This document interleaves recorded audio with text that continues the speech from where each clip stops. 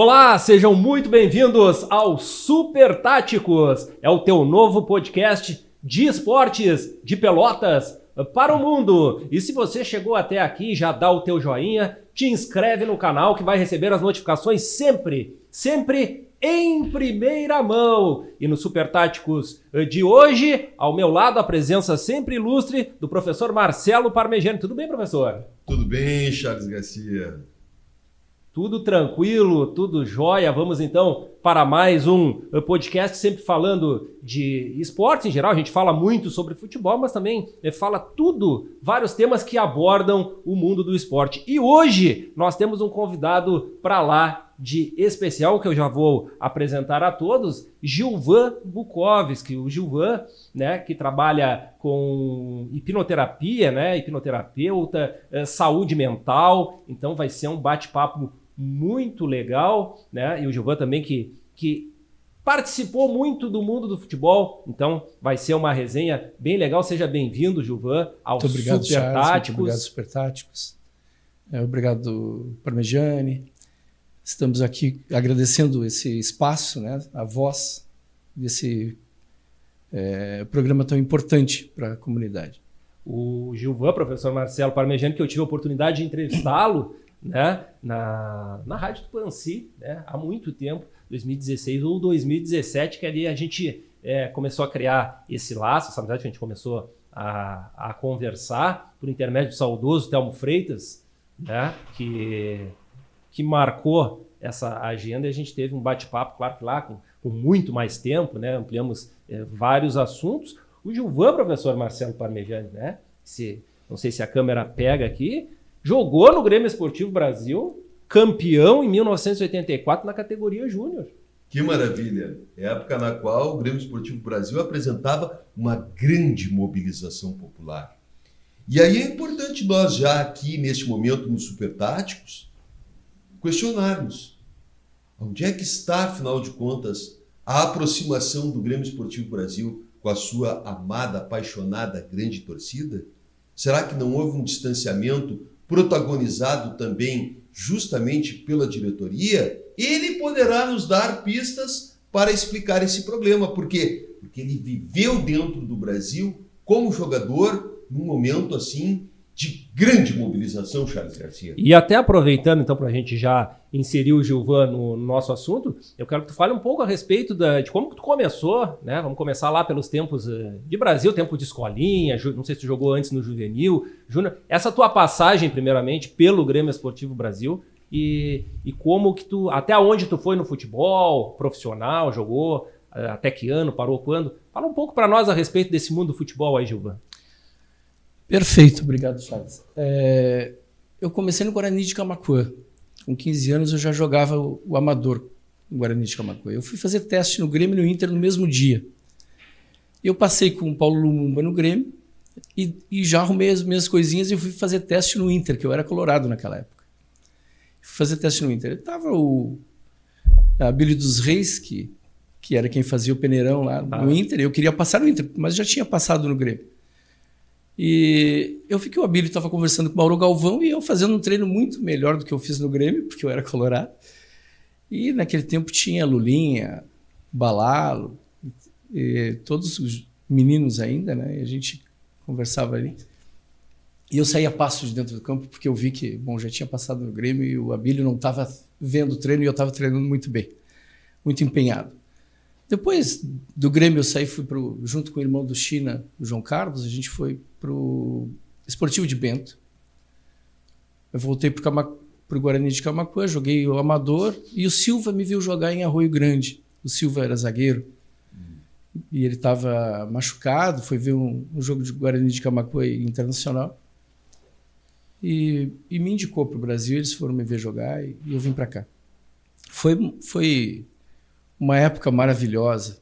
Jogar no Brasil, assim, naquela época, impressionante. Eu morava na caverna, porque era embaixo das arquibancadas, né? Moravam 20 e tantos meninos na caverna. E a gente teve um treinador, que era o capitão Hugo Romeu, que era do Exército, e ele nos passou... Conheci o capitão Romeu. Conheci o capitão Romeu. Impressionante era a habilidade que ele tinha de levantar nossa autoestima. Foi aí que eu comecei a aprender o que era, uns chamam de lavagem cerebral, outros de programação mental, que hoje eu entendo um pouco mais, fui estudando sobre isso, né? Programação mental, PNL, programação neurolinguística, e como é que se usa isso em vendas, como é que se usa isso para o dia a dia, as relações pessoais, emocionais, afetivas, a importância que tem o nosso emocional, né? Para tudo, profissional, as próprias relações afetivas, enfim. E fui estudando isso e hoje eu trabalho com isso, né? E a importância que é em toda atividade. A atividade profissional é tu estar bem emocionalmente, tu ter esse equilíbrio emocional, trabalhar a mente, né? A saúde mental, que hoje as empresas, inclusive, os clubes de futebol, alguns da Europa já trabalham com hipnólogo, já trabalham com psicólogo, às vezes, para tratar essa saúde mental do colaborador, do jogador, do profissional. E então tu começou e jogasse no Brasil e fosse campeão em 84, categoria júnior, é isso? Sim, joguei 84, 85 e 86 no Brasil. Depois eu fui emprestado para o Farroupilha, joguei 6 meses no Farroupilha, que foi muito bom também. Tinha o Calanca, tinha alguns jogadores do Pelotas, acho que começou o Amarildo, tinha uma turma boa lá, um time bom. Mas naquela época o Farroupilha não tinha interesse de subir, mas o nosso time era muito bom. Então, aproveitando a minha primeira fala, como era aquela questão tão rica da mobilização popular?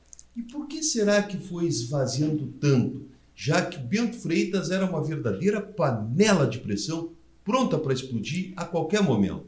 Interessante isso que você falou agora para mim, Jenny, que eu só fico impressionado com algumas mudanças de hábito, né, de padrão, porque o Brasil era porta aberta.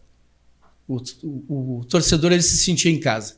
Essa paixão que o torcedor chavante tem pelo clube, que é impressionante. Mas era essa porta aberta, era se sentir em casa. A gente treinava e o estádio estava praticamente lotado de torcedores. E hoje não é mais assim, as portas estão fechadas. E isso eu acredito que afaste bastante o torcedor. Então, o torcedor hoje ele não se sente como pertencente àquela estrutura, talvez, porque esse testemunho me parece fundamental, amigos, amigas dos Supertáticos. No momento que eu me sinto em casa, eu me sinto à vontade, eu gosto, eu vou, eu estou em casa. Será que agora distanciou tanto assim que as pessoas enxergam o estádio como algo distante da sua própria casa? Eu acredito que sim. Teve um jogo naquela época que o Grêmio ganhou, que o Brasil ganhou de 4-1 do Grêmio e foi campeão do interior, eu acredito. E a torcida invadiu, tirou as redes, derrubou o alambrado. No outro dia, na segunda-feira, estava todo mundo lá comprando tela e reconstruindo o estádio. O torcedor estava lá para arrumar o que ele, comemorando, tinha estragado. Então, tinha uma proximidade muito maior do torcedor com o clube. Eu acho que isso dá para resgatar. Eu acho que alguns procedimentos que estão afastando um pouco o torcedor. E eu queria agora também, Giovana, trazer para a tua área, né, a qual tu trabalha agora, como eu devo te chamar? Hipnoterapeuta, hipnólogo? Qual a nomenclatura correta? O hipnólogo é aquele que estuda a hipnose. O hipnoterapeuta trabalha com hipnose clínica. Eu trabalho com hipnose clínica, estudo hipnose, e hipnotista é aquele que pratica hipnose, né? Tem a hipnose de palco, para entretenimento, que é para demonstrar a força da mente, né? O poder da nossa mente. Que é algumas técnicas que é colar os dedos, o pé no chão, a pessoa não consegue sair do lugar, enxerga chuva de dinheiro, por exemplo. Começa a juntar dinheiro no chão e não tem nada ali. Mas é um entretenimento que é só para demonstração da força, da capacidade da nossa mente. Que o cérebro não diferencia o real do imaginário. Então, quando tu imagina alguma coisa, ele entende que é verdade e ele já começa a liberar os hormônios para o corpo.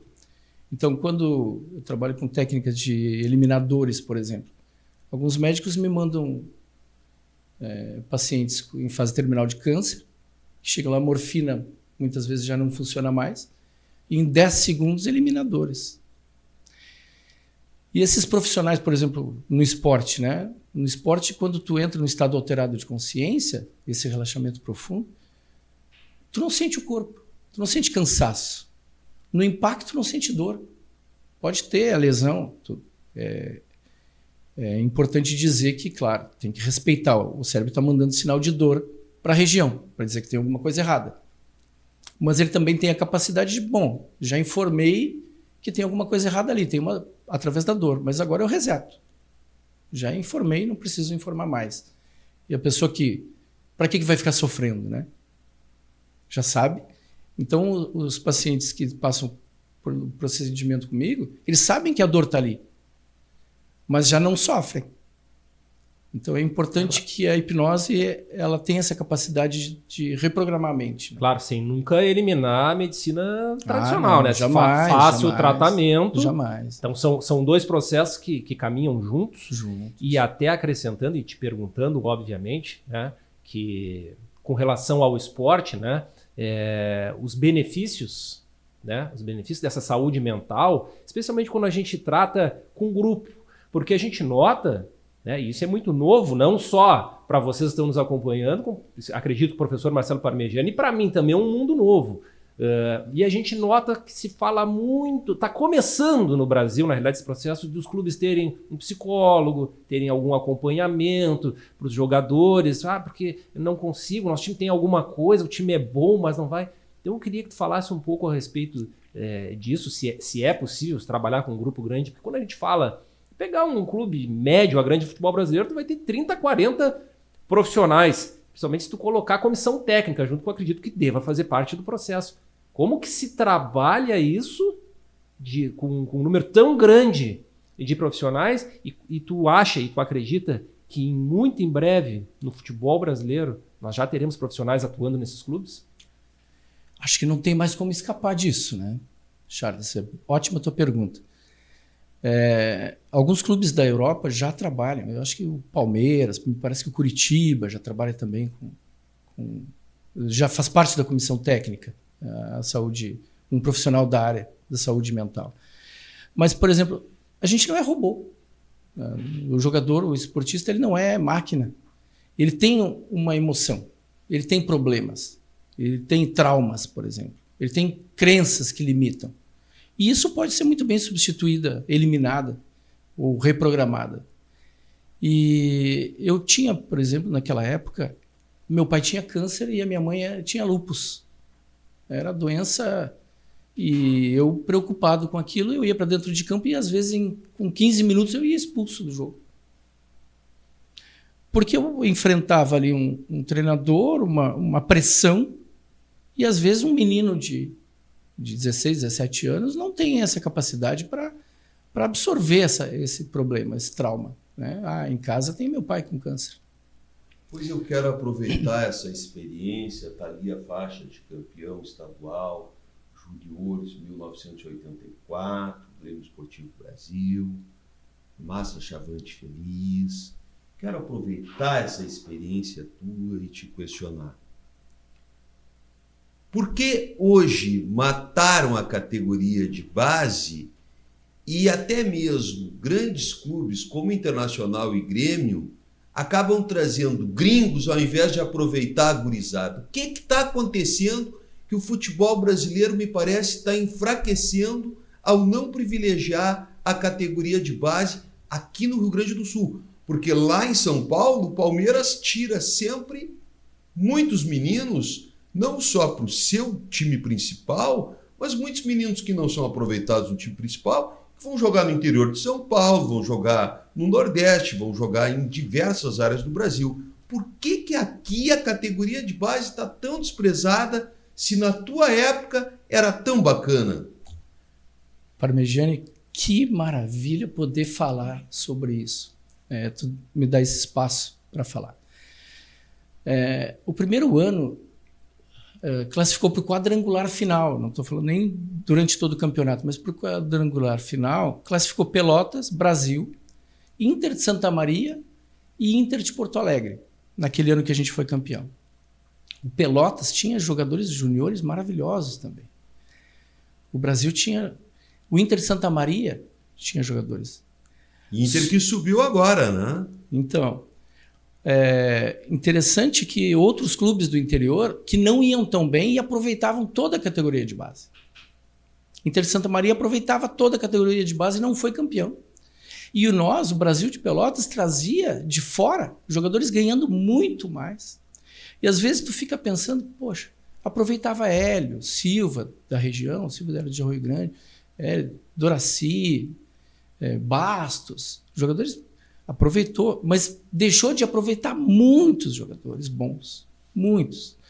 O Pelotas aproveitou jogadores, mas deixou de aproveitar muitos jogadores bons.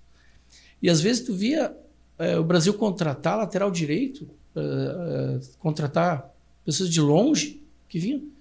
Veio Chiquito, veio Tuchê, que tinha melhores em casa. Porque o Chiquito já estava no final de carreira, nada contra, era um grande profissional, mas já estava no final de carreira e tinha jogadores começando, esperando uma oportunidade. E que tinha muito potencial. E isso é questionado até hoje na minha mente, porque tu expande o tua área, teu campo de visão, e tu começa a entender, porque eu parei de jogar cedo. Foi quando eu expandi meu campo de visão e entendi que, nossa, tá cheio de craque jogando na várzea, no amador. Pelotas tem jogadores maravilhosos na várzea, no amador, e tinha um monte de cabeça de bagre ganhando muito bem, que vinha de longe, e nem os da base eram aproveitados. E aí eu me decepcionei. Tenho uma paixão maravilhosa pelo futebol, eu acho que o futebol tem uma inteligência quando utilizada essa inteligência, né, para chegar ao objetivo que é o gol. Tem toda uma parte técnica, tática e física, importante, emocional, para saber. Porque tem jogadores que tu pode perceber. Tem jogadores que quando tá 0-0, tá se escondendo no campo. Quando tá 3-0, ele pega a bola e quer dar balãozinho, quer fazer. Aí ele quer aparecer no jogo. Mas é toda uma programação mental, emocional, que tem muita importância, né, em todo esse ambiente, e aproveitar esse menino que precisa ser mais trabalhado emocionalmente. O menino que está deixando de aproveitar o potencial que ele tem. Porque os mais experientes, as pessoas que administram o futebol, precisam olhar para essa capacidade do menino e que precisa ser lapidado, nada mais que isso. Só precisa ser lapidado. E ele tem essa paixão, esse amor pelo clube que formou. Enquanto que outros vêm de fora, não tem essa conexão com o clube, não tem esse amor, né? Ele não veste essa camiseta com orgulho, que um menino que se formou na base como nós, na época, a gente não ganhava quase nada. A gente morava no clube, mas era pela comida e um sonho, do que propriamente o valor financeiro. A gente está falando muito também a respeito de futebol. A tua posição, qual era a tua posição? Né? O pessoal deve estar curioso, né, para saber. Sim, eu era bem magrinho, era firme. E eu jogava na meia direita, na época tinha meia direita, depois, entre 8 e 10, né? Joguei no Farroupilha como 10, mas era habilidoso, mas eu corria o campo inteiro. Eu vejo que hoje, eu analiso ali, que o jogador hoje ele corre 12 quilômetros, na nossa época eu corria 4. Mas eu acho que eu corria uns 15, porque eu não conseguia ganhar peso, eu era muito magro. E eu corria muito. E eu não aceitava. Onde estava a bola, eu tinha que estar perto. Então, eu era muito aplicado e jogava muito sério. Hoje eu vejo que tem mais... O jogador é mais esportista, ele cumprimenta, eu entrava e tinha um inimigo no outro lado. Pois então, aí eu quero aproveitar, Charles Garcia, e questionar o amigo. Porque hoje se vê todo um desrespeito a qualquer posicionamento da arbitragem. A arbitragem marca a falta, vem 50 na volta. A arbitragem procura apontar um cartão, vem meia dúzia peitar a arbitragem. Isso envolve também uma inteligência emocional, isso me parece, envolve também um preparo do atleta. Por que isso não é feito no país? É uma questão de cultura, né? Porque a gente não vê isso na Europa, por exemplo, né? Futebol europeu, a gente não vê isso. A nossa própria cultura aqui de querer enganar, né? Se vê o Neymar se jogando para cavar uma falta, o jogador brasileiro se jogando para cavar falta, e e fica rolando, porque tem aí também desestabilizar o árbitro, que muitas vezes ele não foi jogador de futebol. E ele não entende essa malandragem do jogador, que aqui funciona, ainda funciona, né? Que a gente vê alguns lances aí que é malandragem, e mesmo com o VAR ali ainda erram, né? Conseguem errar. Mas essa cultura ela tem que mudar, né? Essa de levar vantagem, de ter um ganho secundário, porque eu simulei uma falta, eu simulei alguma agressão. É cultural. Eu acho que isso tem que mudar no futebol. E os nossos árbitros também, eles precisam de mais treinamento. Sim. Não tem uma experiência. Tu citasse que tu era um jogador que corria o campo inteiro, né? Que era um guri, enfim, e tal. Eu te pergunto, essa questão da saúde mental, que a gente tu mesmo falou, não tem mais como fugir disso, né? Num primeiro momento, para os clubes, vamos dizer assim, que estão implementando ou começando esse processo dentro das suas estruturas, ele é mais importante começar com a base ou diretamente no profissional? Eu sei que tu vai me responder, o importante é que seja todo um processo, obviamente. Mas estou começando agora, estou te contratando, estou contratando profissional aqui para o meu clube para fazer um trabalho, num primeiro momento, a curto prazo, né?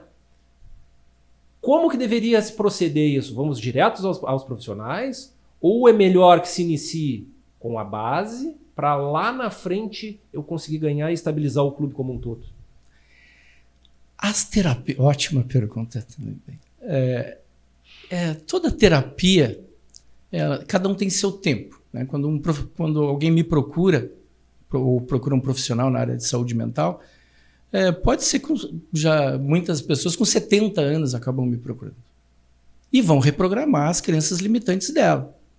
As pessoas que, por exemplo, que a nossa mente está ligada diretamente ao sexo, às atividades, à disposição, às atitudes, os pensamentos, sentimentos e atitudes. Melhor que seja assim na base, melhor que a gente trate as causas lá na base, mas em qualquer idade. É fundamental tratar nossa saúde emocional. Pois eu fiquei pensando, aqui a questão da saúde emocional e como tratar aqueles que deveriam cada vez mais proteger a gurizada que está começando, porque não adianta eu tratar a gurizada e não tratar quem está comandando, ou seja, a diretoria muitas vezes bota os pés pelas mãos. A diretoria muitas vezes ela avança o sinal, a diretoria ela se perde. Então, se eu tenho que trabalhar uma questão emocional com o plantel, me corrija, por favor. Eu acredito que todo o staff da diretoria deveria trabalhar também. Que maravilha poder falar isso. Porque às vezes a gente trata um adoecimento, um membro da família adoecido, mas que adoeceu toda a família, né? Às vezes eu também preciso ter esse trabalho conjunto com os pais. Então, toda a família é adoecida. No caso do futebol, do esporte, exatamente isso que tu falou. Como faz a limpeza, né, do piolho, botou neocídio ali, quando vê, vai no galinheiro de novo e se enche de piolho. A saúde mental, ela está ligada a esse tratamento. Não existe curso para ser pai, não existe curso para ser mãe, e os pais erram, claro. Vão acertando, errando, vão tateando ali, né? Vão criando conforme a sua cultura. Fizeram assim comigo, eu acho que funcionou, e vai tentando, mas erraram muito. E a gente erra, né? E nas categorias de base, esse menino que vai receber uma programação, um acompanhamento psicológico, e emocional, é importante sim ter também esse acompanhamento diretamente com os líderes, com o profissional, o treinador, o treinador físico, né? Que é uma equipe, porque por isso precisa dessa equipe. Não é hoje quando o treinador tem sua equipe, quando escolhe sua equipe, é importante ele ter esse profissional da saúde emocional junto para ele combinar, porque uma coisa é ele falar na pré-eleição, lá ele diz, olha, o nosso esquema tático é esse, tu vai ficar mais assim, tu vai fazer mais assado, vamos jogar 3-4-2, enfim, não importa. Mas o menino, às vezes, ele tá pensando lá, eu fui menino, e eu assistia a pré-eleição, e às vezes eu estava preocupado lá com os meus pais que estavam doentes, e nem ouvia a pré-eleição. E eu fazia a leitura do jogo na hora, e eu modulava como eu ia jogar através do que se proporcionou o jogo. Mas eu procurava uma inteligência para isso. Mas muitos meninos, eles precisam desse acompanhamento, a sua família também precisa ser orientada e os profissionais que lidam com esse menino também. Mas é um trabalho em conjunto. Isso não é só com o menino, é também com os profissionais que tratam ele, que lidam com ele, e às vezes a própria família também. Professor Marcelo Gilvan, infelizmente, né? Tudo passa muito rápido, hein? E a gente conversava em off aqui que o bom seria se nós tivéssemos a manhã inteira, o dia inteiro, iria render. Nossa. É um tema muito interessante, é uma novidade, eu acredito, também para a grande maioria, e eu repito, para nós também.